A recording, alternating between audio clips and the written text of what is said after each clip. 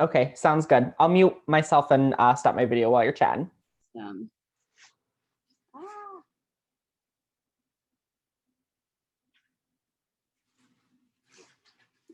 Good afternoon, everyone. As you start kind of joining into the webinar today, welcome to the virtual college exploration session for Temple University. Just a quick couple of reminders before I turn it over to Connor from Temple. If you want to ask a question, you'll just want to look at the question and answer box and put your questions in there. Remember that your camera and microphone are turned off and muted, so the panelists can't hear or see you, but you can use the question and answer box to get anything answered. And then, of course, as you did to sign up for Temple, you can feel free to go back to www.oacac.org to sign up for any more sessions you would like to view. And then following our presentation today, a recording will be available at our website. So without further ado, I'm going to stop sharing my screen and I'm going to pass it on to Connor. Thank you so much. Hi, y'all. I'm Connor. I'm a first-year admissions counselor with Temple University. So what that means is I give information sessions just like this. I travel around high schools and meet with a bunch of different students throughout the state of Ohio. And then I'm also out there reading applications in the fall and early winter and spring. This is one of my favorite aspects of my job is hopefully getting to provide some really good information about the institution. I love Temple. I've been with the university for a little bit over a year now. I think Philadelphia is a very exciting area to explore and learn and grow as a person in. So I'm really excited. I have a lot of stuff to share with you. I'm going to be talking a little bit about some general educational outcomes that you can expect by going to Temple. And then of course, I'm going to spend a good portion of the presentation talking about the logistics of actually applying to the university this year. So I'm going to go ahead and get started. And then if you have any questions for me, we can go ahead and answer that at the Q&A afterward. So starting off, I want to touch a little bit on our history as an institution, because we were essentially founded under this banner of affordability and accessibility. We were founded by a man named Reverend Russell H. Conwell. He was the Reverend for the Temple Baptist Church on North Broad Street, which is where our campus lies today. And at the end of one of his sermons, a member of the congregation came up to him and was like, "Hey, I am really interested in furthering my education. I just have no idea what to do because I work during the day." And being the man that Reverend Conwell was, he was like, "Okay, well, we can work around your schedule. Maybe I can prepare some tutoring sessions and I'll teach you a few different subjects. And we'll just meet, on the weekend or, after work, later at night in the church." So they made plans to meet up later that week. And as the week progressed, the guy told a bunch of his friends and coworkers that he was going to be taking classes with the Reverend and invited them to join along. So to the Reverend's surprise, there ended up being 7 people in that first ever tutoring session. And we would call that basically what would be the first ever class at what would become eventually Temple College, which was basically a free night school for students from Philadelphia to be educated in an affordable and accessible way for free. And now what has grown into Temple University. Now, of course, a lot has changed since 1884. We are a pretty large institution and we operate more than just one church room building as our campus. We actually enroll 40,000 students across 6 different campuses. So there are going to be a lot of different academic opportunities that you're going to find that kind of intersect with different things that Temple operates. So looking first at Temple as a whole, being such a large institution, the first thing that I think about with that is academic opportunities. There are 150 different majors that you get to choose from at Temple. Some of them you've definitely heard of before: psychology, engineering, English. But there's also some really unique programs. We have a communications degree in social influence. We have a horticulture program, landscape architecture. We're able to fulfill these really unique interests because of really the resources as a large institution that we're able to put towards progressing our academic departments and making sure that we're meeting the diverse academic interests of our students. Now, all 150 programs are built into 12 different schools and colleges. I know the slide says 17. That does include our 5 professional schools. So think like a law school, a med school, great opportunities for someone that was interested in applying as a high school senior, getting a conditional acceptance into med school and going straight on for 8 or 7 years. So there are excellent opportunities through those 5 professional schools as well. But typically for our undergraduates, they have access to 12. Each school and college really allows for us to provide a very tailored education to our students. What I mean by that is each school and college operates a professional development center. So this is a place that you're going to go to when you need help when it comes to building a resume, preparing for a mock interview, or perhaps learning how to network and socialize with alumni.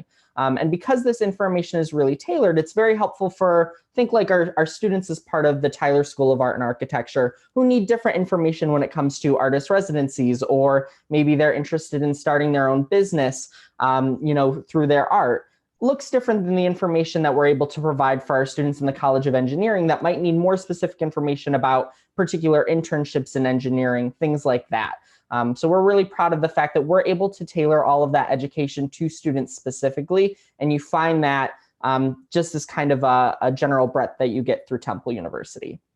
You will find a lot of different aspects of community at Temple. So you're going to find community within the residence hall. You'll find community as part of one of our 300 plus student organizations, but you're also going to find community in the classroom. Now, sometimes there's this expectation that with a large university, that means you're going to be in a lecture hall of 800 plus students every single day. And that is absolutely not the case here at Temple. With a student to faculty ratio of 13:1, the average Temple class size is pretty much 25 to 30 students. So probably not a whole lot different than your high school classroom experience right now. I won't say that there aren't any lecture halls on campus, because there definitely are a few. But even in a lecture hall that meets on Monday and Wednesday, and maybe there's 80 students in that classroom, on Friday, we'll break the group up of 80 students into groups of, just 20. And you'll be able to meet in that group of 20 on Friday and go over the course material for the week, have some more closer to one-on-one time with the faculty in order to make sure that you really got all of the material and you're able to accurately engage with it, but you're also able to engage with the faculty during that, smaller group session. A great opportunity to ask any questions that you might have been nervous about asking in front of the other students. But really, the reason that I mentioned engaging with faculty is because these are a very important resource when it comes to applying for scholarships and needing a letter of recommendation. Or faculty are a resource that you can go to when it comes to getting information about, where do you want to go to grad school, or do you want to enter the workforce right after graduation? There are also people that can help you out with research. Research is a pretty big deal at Temple. We are an R1 institution according to the Carnegie classification system. Essentially what that means is that this organization kind of ranks all American universities based on the amount of research that takes place on the campus, the amount of money that the university is able to support students doing research, the number of patents that are produced by students and faculty, and with all of those metrics, Temple is in the top 2% of the entire country. So we're one of 5 in the state of Pennsylvania, and then top 2% overall. And for us, research does not just exist for doctoral candidates as part of a med school program or, undergraduates that are participating in a STEM major. It exists across every level of education and across every single subject. One of my favorite examples of a student doing research at Temple was someone that they were a music major. So they were very passionate about Italian music history, and that was their kind of specific focus. Well, Temple also operates a campus in Rome. So their study abroad, they went to Rome. They did research with a faculty member there to do Italian music history, and then was in Italy and was able to present their research. And that's a really cool intersection of ideas that Temple is able to make possible for its students. I also like to highlight some of the social aspects of the university. Of course, with over 300 plus student organizations, there are going to be a lot of different opportunities to find either an academic club that really suits you or a social club that really suits you, or in a lot of cases, both. We also have 18 Division I athletic teams. All of our sporting events are free for our students to attend. The Temple Owls football team actually plays at the same stadium that the Philadelphia Eagles does, which is always an exciting event, just because it's fun to go to a professional football stadium and see your college team. But you could go to any of our athletic events for free. We also operate club and intramural sports, which are a little bit more casual, less competitive, and a little bit more emphasis on having fun. And, you don't need to be a Division I athlete to be able to compete in intramurals or club sports. And then, of course, we'd be remiss not to talk about how great it is to have the asset of being in Philadelphia. I think our location really is what makes us so unique. So we're in North Philadelphia, which is a residential neighborhood about, an 8-minute subway ride away from downtown which we call downtown Center City. So it's very easy to get from Temple's location, because there's 2 subway stops on campus, to literally any other neighborhood within the city of Philadelphia. So it's super easy to go downtown to do an internship with a Fortune 500 company. It's really easy to go to the sporting venues in South Philadelphia. There's also a regional rail, which connects the suburbs to different sections of the metropolitan area of Philadelphia. And one of those regional rails that leads to the airport stops on Temple's campus. So if you ever need to, fly to get back home in Ohio, or something along those lines, it is super easy to get to the airport. It just costs like $6, and you just take the regional rail and it'll take you all the way out to where the Philadelphia International Airport is. So just all in all, super easy to kind of get around. Now, I've already mentioned a few times that we operate a few different campuses, and I just kind of elaborated a little bit on the main campus. So I would like to talk a little bit about Ambler, Japan, and Rome. So Temple Ambler, that's in Ambler, Pennsylvania. So it's a suburban part of Philadelphia. It's about 30 minutes outside of the city. So between our 2 campuses, we operate a shuttle that goes back and forth between the 2. And it's important to understand that these are not separate universities. We just happen to operate campus or classes in multiple different areas. So what this looks like for our students is, if you want to go to Temple Ambler for all 4 years, which could be an excellent opportunity for any student that wanted maybe a small school experience, but was still excited about the large school resources of Temple. Temple Ambler only has about 2,000 students that matriculate there throughout any given semester. There's about 8 different academic programs that you could fully complete in all 4 years there. But maybe you're interested in going to school in Philadelphia, but you still have access to the Ambler campus. So if there's any events that are happening over there that you want to take, maybe you made a friend on main campus who also takes classes at Temple Ambler and you wanted to join them or hang out with them, you fully use that campus. Your Temple ID will get you access in everywhere. Like I said, there's a free shuttle that connects between the 2. Temple Ambler's campus is also a fully functioning arboretum, so it is just absolutely gorgeous.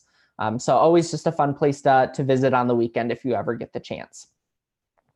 Temple Japan, pretty similar to Temple Ambler's campus. They operate about 10 different academic programs that you can fully complete there. There's also, if you're interested in computer science, you have the opportunity to do 2 years in Japan for computer science and then do your 2 final years in Philadelphia for that computer science degree.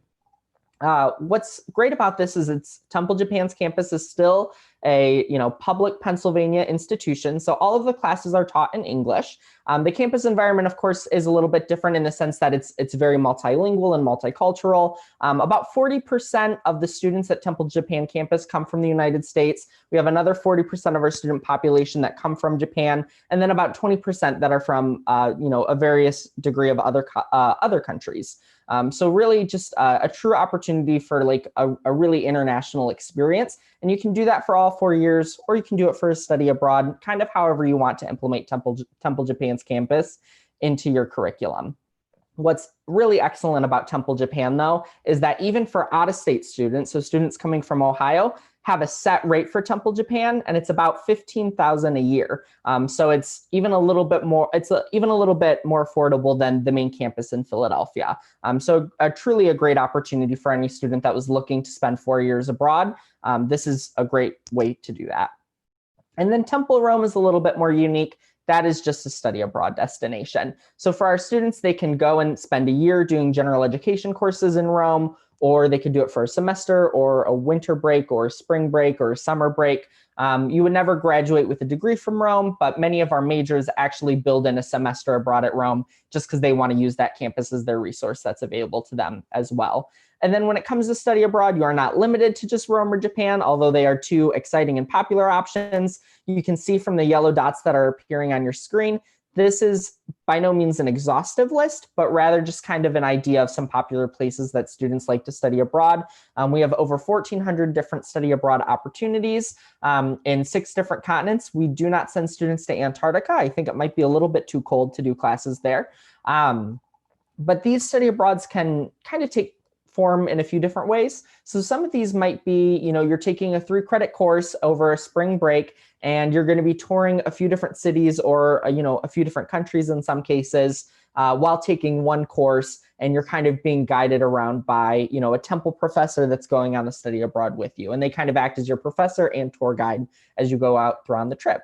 But there's also study abroads that are more like university partnerships. So for some of like our language intensive programs, if you're spending a semester in Spain, you'll be doing it at a Spanish institution, and all of your credits will transfer over at Temple. And then, of course, there's Rome and Japan, where you can actually take the classes through Temple faculty while still being abroad for, a more extended period of time. We also like to highlight some of our domestic opportunities for our students. One of my colleagues, their final class at Temple was actually planning and participating in the 50th anniversary of World Pride. So they worked for a few weeks helping the Human Rights Campaign plan it. And then they got to partake in like the festivities and the parade. And that was like their final experience at Temple, which is like a really unique and awesome opportunity that students have to earn credits through things like that. We also like to highlight Los Angeles. We send a cohort of our seniors, and as part of our film program, to Los Angeles to find internships. So that way when they graduate, they already have jobs and internships lined up for them in the film industry. We send a cohort of poli-sci students to Washington, D.C. every year. Of course, that's very exciting. So there really are a lot of opportunities in that Temple. Your Temple education exists outside of Philadelphia for sure. All right, we're going to kind of transition into talking a little bit about the application process now. So if you decide that you want to apply to Temple, you're going to be applying through the Common App. We are exclusive to there. So you'll fill out the introductory information. You'll fill out extracurriculars, your personal statement / college essay. You'll complete all of that general information on the Common App. And then once you start choosing which schools you want to apply to, each school is going to ask you a few extra questions that are specific to them. So when you choose Temple University, it'll ask you what campus are you applying to. So you can apply for your first year to be in Rome. You can apply to the main campus. You can apply to Ambler if you're interested. You could apply, into an online program. You'll choose which campus you want. Then you'll choose the program that you're interested in. And then it will ask you if you're interested in applying test optional. So here at Temple, we are test optional, and we have been for 6 years, but perhaps it's most important that we're test optional right now. For us, that means that, if you decide to apply test optional, it means that you can choose not to submit your SAT or ACT scores, and you will know that you will not be hindered at all when it comes to the reading process. So you will still be equally considered for admission into your program, still equally considered for admission into the honors program, and still equally considered for merit-based aid. And this is a really important aspect of the test optional process for us, because this is a component of accessibility. We don't necessarily believe that SAT and ACT scores are the strongest indicators of students' potential success. And we also know that many students just weren't able to take the SAT or the ACT this year at all. We actually anticipate about 75% of our students applying test optional. So when it comes to the admissions process, we look at a variety of metrics, not just, an academic test score or your overall GPA. So once you make that decision, you'll submit the Common App, and within about 72 hours, you will be you will receive an email from Temple confirming that your application has been processed. And then it will ask you to create a TU Portal account. This TU Portal account is where you're going to do your final step. So you'll create the TU Portal account, and then you'll do your self-reported high school transcript. Instead of having a counselor send us over your official transcript, what you'll do instead is you'll be able to view it online, or if you can get it printed off for you, you're going to type in your transcript line by line. It is a little bit tedious. So, if you got a B- in honors chemistry freshman year, you'll say grade 9. The name of the high school will be auto-populated from the information that you submitted on the Common App.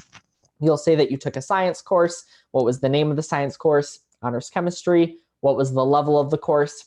Honors. What grade did you get? B-. So a little bit tedious, but we do this for a number of reasons. And the most important one is that we want all students to be kind of on the same playing field.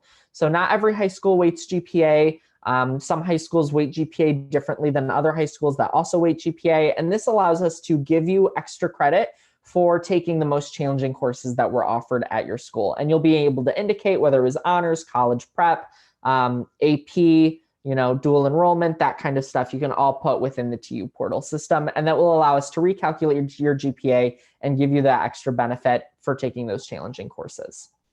And then the last part is going to be your application fee, which also can be waived through the Common App, and there's a section under that for that kind of information.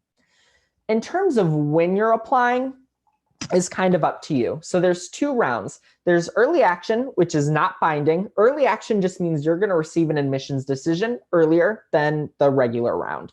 So it exists from the day that the Common App opens up, which is August 1. And then November 15th is our early action deadline, which actually just got extended recently. So it's November 15th. And you can apply, get all your information in, sent in by November 15th. And that means that you are going to hear back from us by, at the absolute latest, January 10th. Regular decision means that you're applying sometime between November 15th and February 1st, and you will receive an admissions decision from us typically about 4 to 8 weeks after you've sent everything in. But we've also had to have finished reading early action applicants by that point. So probably by mid-January at the earliest and mid-March at the absolute latest. This is a really helpful kind of snapshot of what the average accepted student had last year. I do want to throw in some caveats to this information though. So we're going to be looking at the average accepted GPA, SAT, and ACT, but this is data that's only taken from students that decided to submit their test scores. So it doesn't include any data that would have been submitted from students that applied test optional. And like I said, we use a number of metrics outside of just the academic numbers when it comes to an admissions decision. So we do look at your GPA, but we're also looking at how you did in particular courses. We will look at your SAT and ACT scores if you decide to send them in, but we're also looking at your extracurriculars, maybe commitment to community service. We're looking at your personal statement, anything that allows us to really get a good idea of who you are as an applicant in a way that isn't just, a numerical digit on how you performed on one test. We really try to do our best to have a very holistic approach for an institution that receives the number of applications that we do. So I always say to students, take this information with a little grain of salt. So the average accepted student last year had a 3.48 weighted GPA, a SAT of a 1206 that would be super scored, and an average ACT of a 27.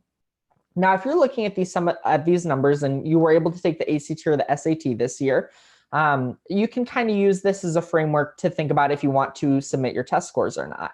If you're at, just below our averages or around our averages or higher, you're probably going to want to submit your test scores. And then, if your test scores just aren't as high as some of our averages, but you still got a strong GPA, you're just as fine applying test optional. And that really is kind of an independent decision for students to make in terms of how well they feel like their test scores are accurately representing, their academic capabilities.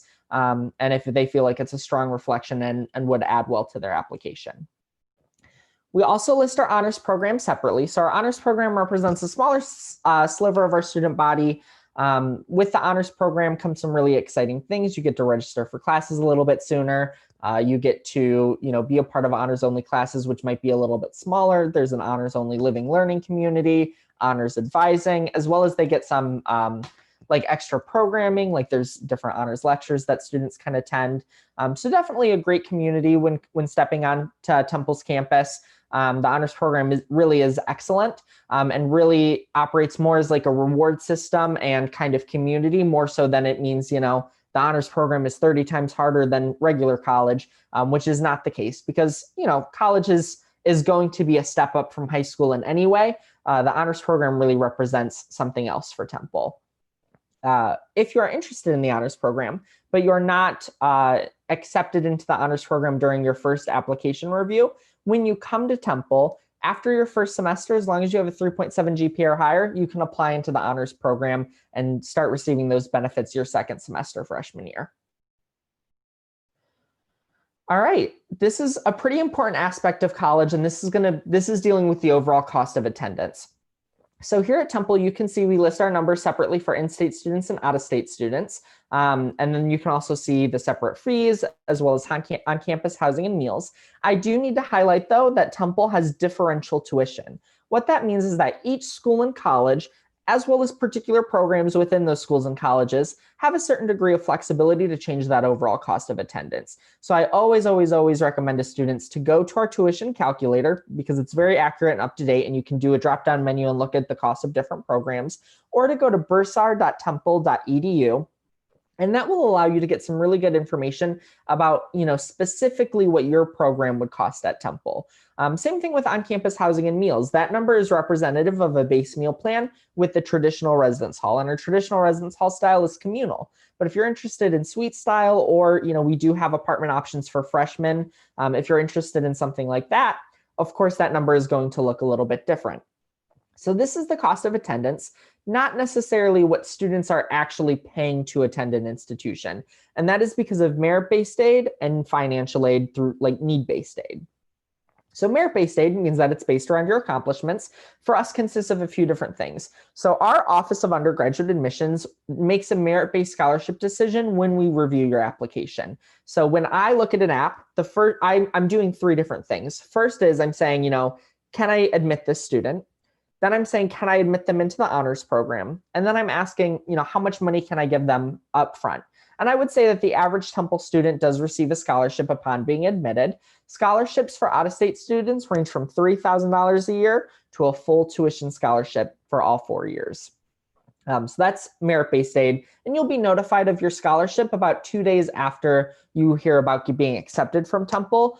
We do we'll send out the letter of being accepted into the program, and then 2 days later, you'll get another notification in your TU portal saying, congratulations, this was the scholarship that you were awarded. And then, of course, there's also financial aid, which is where you get need-based aid. So if you're not familiar with the process, you're going to work with your parent or guardian to fill out income information while filing the FAFSA, the Free Application for Federal Student Aid. And you're going to submit that to each school and college that you're applying to, but also to the federal government. The federal government will calculate an expected family contribution, or EFC, and it will send that data to schools and colleges so that way they can build a financial aid package around that information. So need-based aid can come from the government in the form of something like a Pell Grant, but need-based aid can also come from an institution. So here at Temple, we operate things like TUG, which is the Temple University Grant. There are a few other ones like the Fly and For Grant, but they all do the same thing. It's need-based aid, it's free money. Scholarships and grants are the most exciting of the group. There's also loans, which are definitely a viable option for a lot of students that are interested in going to school. Loans definitely require some independent research in order to determine exactly how much you should be taking out, as well as, everyone's financial situation is independent and looks different from everyone else's. So does require some independent research, but typically loans from the federal government come with a longer deferment plan or a lower interest rate. So all information to, keep in mind. And that's through the FAFSA as well. And then the last component of your financial aid package is going to be something like work study. Work study, it means that you basically have a guaranteed job on campus and you're working part-time. And that is either, used to have a consistent paycheck or can help offset the cost of tuition for students at the start of the semester. So a lot of great job opportunities for our students. And lastly, what I love about this slide is this kind of highlights some things that we don't really talk enough about during the college search process. So they're kind of like 3 more unique factors about Temple. And I think it's a really good way to end talking about Temple as a whole. I'm going to start with the statistic on the right. So that is, 149,000 of our Temple alumni stay within the Philadelphia area. Pardon. This is important to think about in the context of, we have 330,000 living alumni across the world. Almost half of them stay where they went to school. And that is a pretty strong indicator that, they loved their college experience and being in Philadelphia so much that they decided to set roots here. They decided to work here and plan living a life long-term in the area, which is, a pretty good indicator that they enjoyed Philadelphia a lot during their college experience. And it's really important for our current students because Temple alumni remain very active and engaged with the university, but also with their schools and colleges and particular programs. And I think that our alumni base is such a strong reason why we're able to post so many different jobs and internships onto our professional platforms. So that middle statistic about how there's 9,000 different postings annually for Temple students, which is really amazing. I mean, that is a lot of different jobs and internships that you can be applying to. I think a lot of that is facilitated through our alumni base. It's also the reason why our career fairs on campus are so large. One of my favorite things to do to break up the day, when I'm reading applications is I'll go for a little walk around campus, and I always chat with Temple students. And I like to, sometimes they'll brag to me about an internship they got or something like that. And every once in a while, they'll mention how, the hiring manager was a Temple alum, or the hiring manager had a child that went to Temple, and they're able to bond over that experience. And I think that is really relevant in terms of helping them continue through the internship process and build trust with people. Definitely a good tool for networking for our current students. And then lastly is Fly in 4. Fly in 4 is our commitment to you that if you come to Temple, you'll be able to graduate in 4 years. Essentially what this is something that you can opt into, and it's an agreement saying that you are going to meet the objectives of Fly in 4. You're going to declare a major by the end of your sophomore year. You're going to take the number of courses that you needed each semester in order to graduate in 4 years, so about 15 to 16 credits. You are going to pass your classes, and you're going to meet with an academic advisor every single semester. Now, none of that is too ridiculous, but so long as you meet the objectives outlined in Fly in 4, if for some reason you are not able to graduate in 4 years, maybe an academic advisor, gives you a different piece of information, and for some reason you need to take a class the summer after your senior year, or maybe you just really need to take an extra semester to complete your degree. Those courses, as long as you've met everything in Fly in 4, completely covered by Temple. And that's really amazing. And the reason that we offer this to our students is because we know for sure that if you are completing those objectives in Fly in 4, you absolutely will be able to graduate in 4 years. And if something happens that prevents you from doing that, you do not have to take on that burden of debt going into an extra class after, after a semester, or taking on another year's worth of work. And that's really important to our students, because that 5th year can be the most costly, because normally loans from the federal government aren't eligible going into a 5th year. Merit-based aid that you receive from, any school is probably going to run out after 4 years. So for us, we want to guarantee to our students that if you come to Temple, you're going to be able to graduate in 4 years. If for the small chance that you cannot, you don't have to worry about paying for it. And I think that is like a really amazing promise that our institution makes to our students, because we do love our students, and we want our students to be here for 4 years, but then we want them to either go to grad school, or we want to see them succeed. We want to see them enter into the workforce, so that way at a young age they're able to start accumulating wealth and good experience. We don't want our students to be burdened by Temple and have to stay for 5 years to complete a degree. All right. Wow, I think that was a lot of information that I just threw at y'all over the last 30 minutes. It does not look like we have any questions in the chat right now. So I just want to say real quick before I hand it over to Becky to close, I just want to say thank you so much, everyone. If you think of any questions later, or maybe you're watching the recording of this session, please feel free to go to askanowl@temple.edu to ask us any questions. I also, I'm more than happy to send out my email. My email is just my name, connor.lowry@temple.edu. I'm more than happy to answer any questions that you have about Temple, or, if you have questions about going to college in a big city, I can answer any of those things that you have for us. And, if you're interested in hearing more about Temple, our website, of course, is an excellent resource for students, but our admissions.temple.edu/visit page is specifically excellent. If you haven't been able to take a campus tour, I highly recommend it once it's safe to do so. Campus is such a core aspect of who we are as an institution. It's in a beautiful residential area, and I think it really just highlights how excellent it is to be at Temple. But if you aren't able to see it in person, our virtual tour, although it's not quite as good as actually being there in person, is still very excellent. So with that, thank you so much, everyone. It was a real pleasure getting to chat with y'all today.